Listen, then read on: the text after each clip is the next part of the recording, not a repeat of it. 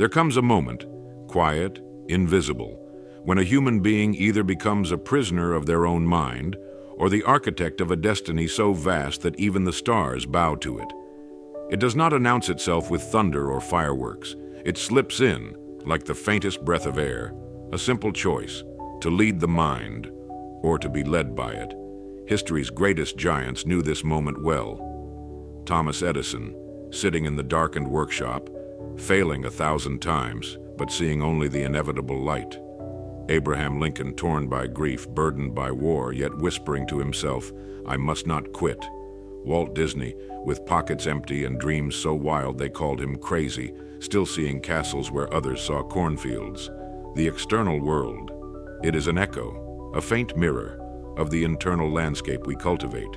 If your thoughts are weeds, your life will be tangled in confusion. If your thoughts are rivers of steel, your life will carve through mountains. The battlefield is not out there. It is here, behind your eyes. And mastery does not come from grand gestures. It comes from the daily, deliberate forging of your inner world. Today, this moment, you are offered the greatest power known to man, the power to command your mind, and in doing so, to command your life. But to seize it, you must first understand. You are not your doubts. You are not your fears. You are not the whispered lies of limitation you've collected from 1,000 broken voices. You are the chooser of thoughts, the sculptor of belief, the captain of your soul. Stand at the helm, look into the horizon of your future, and know nothing. Nothing will change until the mind is mastered. Because every success, every breakthrough, every legend begins not with luck, not with circumstance, but with a decision to think differently. Mindset is not a buzzword. It is the soil from which every harvest grows. A mind convinced it is powerless will never produce anything but excuses. A mind ablaze with belief will burn through every obstacle like dry brush in a wildfire. When Carnegie built empires of steel, it was not because he had more money. It was because he had more vision. When Helen Keller learned to speak without sight or hearing, it was not because she had an easier path. It was because her mind refused to be chained by her body. You are no different. Right now within you there is a reservoir of untapped strength so vast it would terrify you if you glimpsed its full measure. But first you must choose the tools of mastery. You must replace the language of limitation with the language of liberation. You must see obstacles not as tombstones but as stepping stones. You must let go of the smallness the world offers and reach for the infinite that was planted in you before you ever took your first breath. Master your mind, and you will master your life. Because reality, my friend, bends not for the faint-hearted, but for those who dare to bend their inner world first. And so we begin, not with action, not with hustle, but with the quiet revolution of belief. The first commandment of mastery is simple. Believe it is possible, not wishfully, not half-heartedly. Believe with the kind of certainty that built bridges across oceans and sent rockets screaming toward the heavens. Doubt may knock, but belief answers. Fear may whisper, but belief roars. Without belief, the seeds of greatness rot in the soil of the soul. With it, even the smallest action becomes a tidal wave of momentum. You are not here to exist quietly. You are here to ignite, to stand as a living monument to what is possible when a mind is governed by courage, not fear. The world does not owe you clarity. It does not owe you easy paths or clear skies. But your mind, it owes you loyalty. And loyalty must be earned through discipline, through repetition, through a refusal to entertain the poison of negativity for even a moment longer. When Napoleon Hill said, "Whatever the mind can conceive and believe it can achieve," he was not offering poetry. He was offering a blueprint. You must guard your thoughts as a king guards his throne. Let no enemy, no gossip, no failure, no fear breach the gates. Feed your mind daily, starve the weeds, water the dreams, and most importantly, take full, ruthless ownership of what you allow to live in the sacred space between your ears. Master your mind, master your life. Because until the mind is won, no external victory will ever hold. It will crumble like a sandcastle against the tide. But a mastered mind, It builds empires that stand for centuries. Clarity is the architect's blueprint. Without it, you are a wanderer in a dense, endless fog, moving but never arriving. To master your mind is to carve clarity from chaos. It is to sit with yourself in brutal honesty and ask, what do I truly want? What am I willing to bleed for? Clarity does not come to the lazy. It does not visit the distracted. It only reveals itself to those brave enough to turn down the noise of the world and listen to the whisper of their own soul. Ford saw the automobile before there were roads. Disney saw kingdoms before there were castles. Jobs saw a world connected by invisible threads when most saw only clunky machines.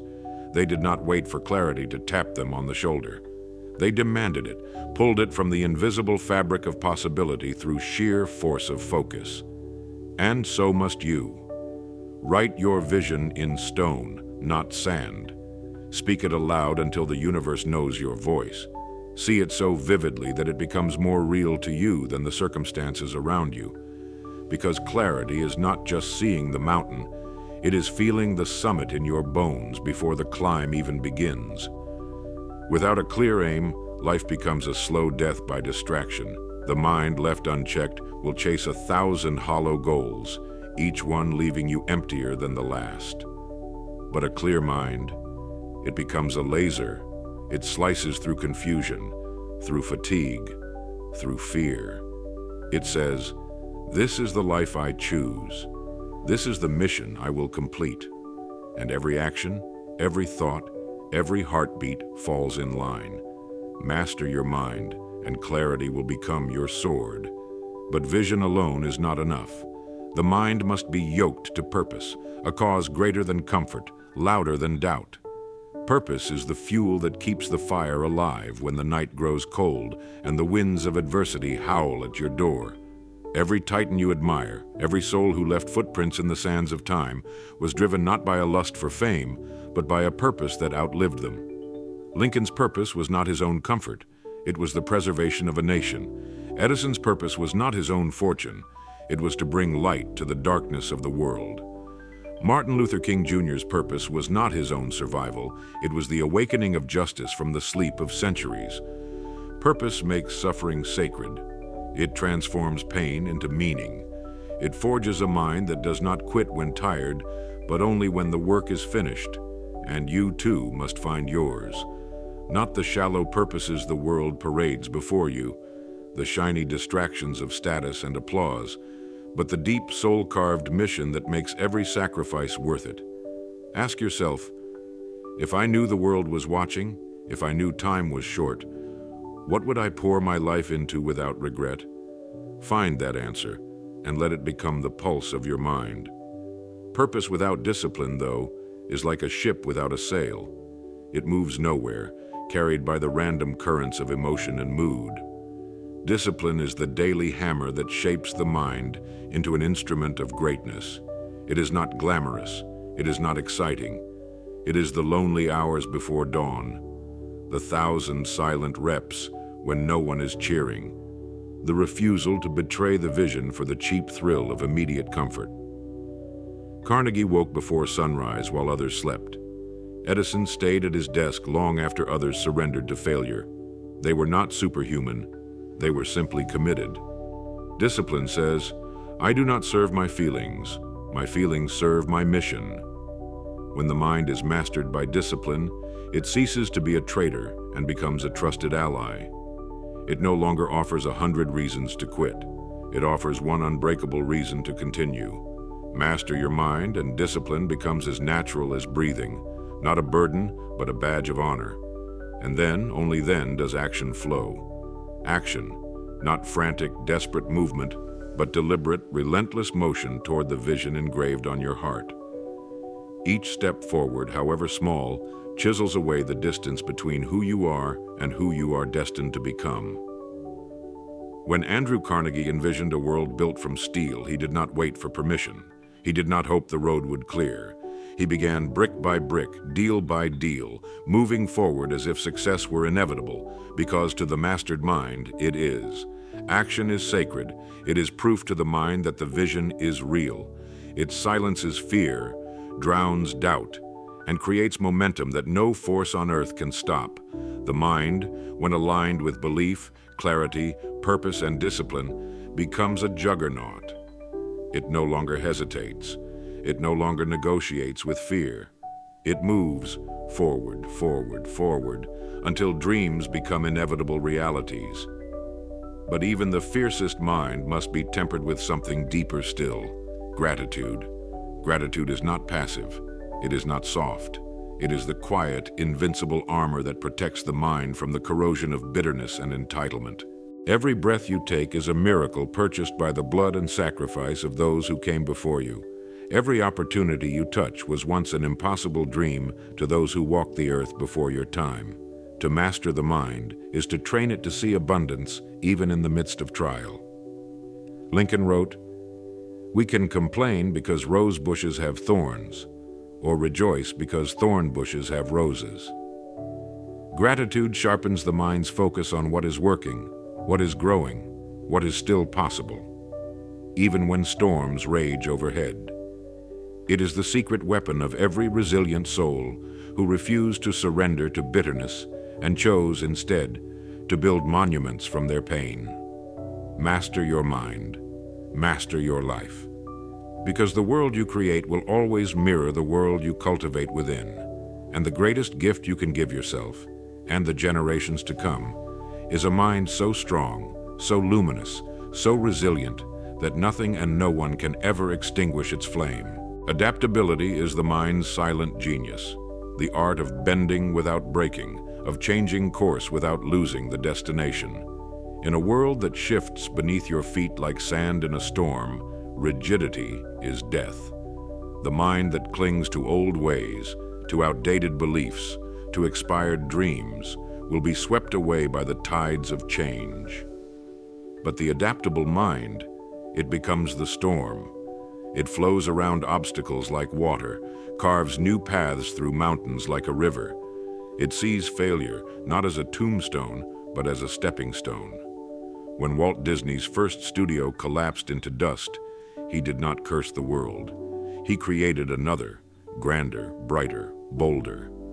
When Ford's first automobiles failed on the streets of Detroit, he did not fold into bitterness. He adapted, he innovated, he conquered. Master your mind, and you master change itself. You cease to be a victim of circumstance and become the architect of new beginnings. Adaptability whispers, "This is not the end. It is only the beginning of something greater."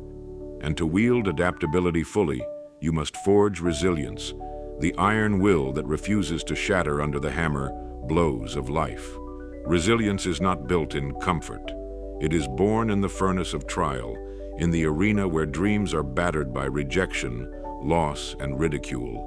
It is the quiet voice that says at dawn, "I will try again." It is the battered heart that beats with more courage after every defeat. Edison failed 10,000 times before he gave the world light. 10,000 nights of doubt, of mockery, of fatigue. And yet, when asked about his failures, he smiled and said, "I have not failed. I've just found 10,000 ways that won't work." That is resilience, the refusal to let the past dictate the future, the knowledge that scars are not signs of weakness, but of strength. Resilience does not ask if the path is easy. It asks only if the purpose is worth it. And when your mind is steeled by resilience, every failure becomes fuel. Every setback becomes a lesson. Every wound becomes a badge of honor. But even resilience must be sharpened by one final weapon: the relentless pursuit of learning. The mastered mind is never satisfied. It hungers. It questions. It tears apart its own assumptions and rebuilds them stronger. Learning is not merely the accumulation of facts. It is the transformation of identity. It is the constant, conscious evolution from ignorance to wisdom, from blindness to vision. The greatest minds of history were not merely born brilliant. They were forged by an insatiable curiosity. Einstein once said, "I have no special talents. I am only passionately curious." Carnegie filled his life with mentors. Edison surrounded himself with books and experiments and endless tests of possibility. To master your mind is to humble yourself before the infinite, to recognize that no matter how high you climb, the summit always rises higher. The moment you stop learning, your mind begins to decay. The moment you believe you have arrived, you have already begun to fall. Remain a student, always. Study your failures with more intensity than your victories. Study the masters who walked before you and the ones rising beside you. Turn every experience into a lesson. Turn every obstacle into a teacher. And then, when the mind is a forge of learning, resilience, adaptability, discipline, clarity, and purpose, something extraordinary happens. You become unstoppable. The storms of life no longer sway you. The opinions of others no longer bind you. The fear of failure no longer defines you. You become a living force, a soul on fire, moving with certainty through the battlefield of life, carving monuments from the impossible. Because to master your mind is to master your life. Not someday, not when the stars align, not when circumstances are perfect. Now, today, in the messy, imperfect, chaotic beauty of the present moment. The world does not need another timid soul waiting for permission. It needs boldness. It needs vision. It needs minds that have been hammered in the fires of adversity and come out gleaming with unbreakable resolve. It needs you. Not someday, not halfway, but fully awakened, fully alive. And so I leave you with this truth. Your mind is your kingdom. Guard it like a treasure. Shape it like a masterpiece. Master it like your life depends on it. Because it does. Stand tall at the gates of your thoughts. Refuse entry to fear, to doubt, to the smallness that would shrink your soul. Feed your mind with dreams bigger than the stars. Sharpen it with discipline fiercer than steel. Fuel it with gratitude deeper than oceans. Move with the relentless certainty that you were born for a purpose that no force on earth can erase. You are not here to drift. You are not here to shrink. You are not here to live half a life in the shadows of your own potential. You are here to master, to rise, to build, to conquer. Because the clock is ticking, the world is turning, and every heartbeat is a drumbeat calling you to greatness. There is no someday. There is no waiting for the perfect moment. There is only now, raw, untamed, magnificent. Now is the forge where destiny is shaped. Now is the fire where the timid are burned away and the bold are born. Now is the battlefield where the masters of mind conquer the chaos within. You were not made for comfort. You were not made for smallness. You were made to soar, to tear through the limitations you once believed were walls, and to stand on the other side breathing the rare air of the few who dared. When doubt whispers, answer with action. When fear tightens its grip, break free with purpose. When the world tells you to settle, to shrink, to be realistic, smile and walk your own road. Because realism is the language of those who quit. Vision is the language of those who create. And your mind, your beautiful, powerful, infinite mind, was made to create a life that echoes through eternity. Think of the giants who came before you, the Edisons who lit the world, the Lincolns who mended broken nations, the Carnegies who built empires of possibility from nothing but grit and imagination. They were born no different than you, of flesh and blood, of dreams and doubts, of failures and fears. What separated them was not talent, it was not luck. It was the decision, the single ferocious decision to master their minds before life could master them, to believe when sight gave no reason, to endure when pain begged them to surrender, to rise when others stayed down. That same fire smolders within you now. It waits, it watches, it hungers to be unleashed. Fan it with discipline, feed it with vision, forge it with relentless, unbreakable action. And know this, the universe bends to the mind that knows what it wants and will not be denied. The mountains move for the soul that refuses to settle. The seas part for the spirit that dares to believe. The impossible crumbles before the will that burns hotter than circumstance. Master your mind, and you do not merely survive this life, you command it. You sculpt your days like a craftsman shaping stone. You paint your future with the colors of your choosing. You write your name not in sand to be washed away, but in stone, carved deep, enduring. And when that final sunset comes, as it must for all, let it find you not cowering in regret, but standing tall, victorious, smiling at the life you forged from the fire within. Because you knew the secret, you lived the truth, you became the master. Master your mind, master your life. Now rise and take what is already yours.